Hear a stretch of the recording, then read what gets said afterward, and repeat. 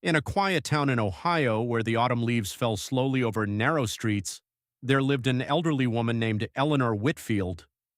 For most of her life, Eleanor had been known simply as a kind, gentle woman who kept to herself, tended her small garden, and waved warmly at neighbors from her porch. Few people knew the truth of who she really was. Even her own children barely did. This is the story of how a woman the world had quietly forgotten left behind a secret that would change everything. Eleanor had raised two children, Richard and Patricia, mostly on her own after her husband Walter passed away when they were still teenagers. She worked long hours as a seamstress, mending clothes for half the town just to keep food on the table and a roof over their heads. She never complained. She never asked for help. She simply worked quietly and steadily year after year. Richard grew up to become a successful real estate agent, and Patricia became a marketing executive in Chicago. Both moved away as soon as they could, chasing bigger paychecks and busier lives. Visits home grew shorter, then rarer, then almost non-existent. Eleanor never said a word about it. She kept their childhood photos on the mantle and told herself they were simply busy living their lives she had worked so hard to make possible. By the time Eleanor turned 78, her health had begun to decline. A fall in her kitchen left her unable to live alone safely. Richard and Patricia, after a brief phone call between themselves, decided the simplest solution was a nursing home. Not the nicest one in town, but the most affordable. They told themselves it was for her own good. Eleanor never argued. She packed a single suitcase, the same one she'd carried on her honeymoon decades earlier, and moved into a small shared room at Brookhaven Senior Living. She brought with her only a few photographs, a worn Bible, and an old wooden box she kept locked beneath her bed. The visits, which had already grown rare, slowed to almost nothing once she was settled. A birthday card here, a rushed phone call there. Richard told himself he'd visit next month. Patricia told herself the same. Months stretched into years. The staff at Brookhaven grew to love Eleanor. She was the resident who remembered everyone's name, who knitted small gifts for the nurses, who sat with other residents who had no visitors at all. She never spoke of bitterness. When asked about her children, she simply smiled and said, "They're busy. I raised them to chase their dreams." But late at night, when the halls grew quiet, Eleanor would take out that old wooden box and look through its contents alone. No one at Brookhaven knew what was inside, not even the nurse who had known her for 6 years. Eleanor passed away peacefully in her sleep on a cold February morning, 3 days after her 84th birthday. The nursing home called Richard first. He didn't answer. They called Patricia next. She picked up between meetings, said she'd handle the arrangements, and hung up within 90 seconds. The funeral was small. A handful of nursing home staff, a neighbor or two. Richard and Patricia stood at the front, dressed appropriately, faces appropriately solemn, already thinking about flights home.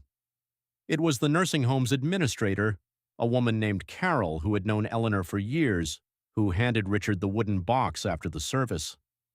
"She asked that this go to you and your sister," Carol said. "Together." She was very specific about that. Reluctantly, Richard and Patricia sat down together that evening, the box between them on their mother's old kitchen table, in the house neither of them had visited in years. Inside, beneath old photographs and a faded wedding ring, was a thick envelope. On it, in their mother's familiar handwriting, were the words, "To my children, when you're ready to know me." Patricia's hands trembled as she opened it. Inside were two things, a letter and a stack of documents. The letter began simply, "My dearest Richard and Patricia, if you're reading this, I'm gone and there's something I never told you, not because I didn't trust you, but because I didn't want it to change how you saw me or how you lived your lives." Eleanor went on to explain that decades earlier, when she was a young seamstress, she had taken on a small side project, mending costumes for a local theater company.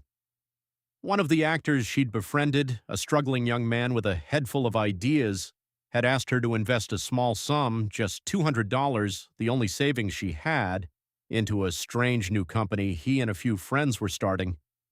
She had done it simply because she liked him, and because he'd once stayed late helping her carry boxes when no one else would. That company was an early obscure technology firm. Eleanor had forgotten about it for years, tucking the paperwork away as life moved on, marriage, children, work.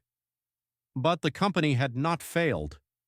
It had grown quietly, over 4 decades, splitting and multiplying her tiny investment until it was worth more than either of her children could imagine. Eleanor had known for over 15 years. She had simply chosen not to tell them. "I didn't want you to love me for what I had," the letter continued. "I wanted to know you loved me for who I was, the woman who sewed your school uniforms, who sat up with you during fevers, who waved you off to your new lives even when it broke my heart to watch you go. I waited for a visit. I waited for a phone call that wasn't about logistics. I told myself if it came, I'd tell you everything, and we'd decide together what to do with it. It never came, so I made other plans instead." The documents revealed that Eleanor had quietly donated the majority of her fortune over the years to the nursing home's care fund for residents with no family, to a scholarship for young people pursuing the arts, and to a small theater company that had once given a young, awkward seamstress a reason to believe in something bigger than her daily struggles. What remained, a smaller but still significant sum, was left to Richard and Patricia, with one condition written carefully into the will. The money could only be claimed if they personally visited, in person, every resident at Brookhaven who had no family of their own, just once, to sit and talk with them, the way their mother always had. Richard read the letter twice, then a third time, his throat tightening with each pass.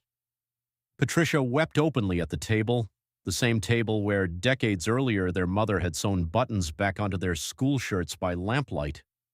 For the first time in years, they understood. Their mother hadn't been a simple, quiet woman with nothing to offer. She had been quietly extraordinary the entire time, and they had been too busy, too far away, too consumed by their own definitions of success to ever notice. The following weekend, Richard and Patricia drove back to Brookhaven together. They walked the halls their mother had walked for 6 years, and one by one they sat with the residents she used to sit with, listening to their stories the way Eleanor once had. An elderly man named Frank, who hadn't had a visitor in over 2 years, looked up at them with tears in his eyes. "Your mother used to sit right there," he said, pointing to the chair beside his bed. "She talked to me like I mattered, like I wasn't just waiting." Richard sat down in that chair. For the first time in a long while, he didn't check his phone once. In the months that followed, Richard and Patricia used part of what their mother had left them to fund a small visitors program at Brookhaven, ensuring no resident there would spend their final years without someone to talk to. They named it simply the Eleanor Fund. Carol, the administrator, often said that Eleanor's greatest gift wasn't the money she'd quietly given away over the years. It was the lesson she'd left behind for the two people she loved most, that being truly seen by someone has nothing to do with what they have, and everything to do with how much time you're willing to give them. Eleanor Whitfield never asked her children for forgiveness, and she never blamed them for the years of distance. She simply waited, patiently, the way she always had, for them to come home, even if it meant they only fully understood her after she was gone. If you enjoyed this story, please leave a like and subscribe, and don't forget to check out the other story that may be appearing on your screen. It will most likely move you just as much. Have a wonderful day, and we'll see you in the next one.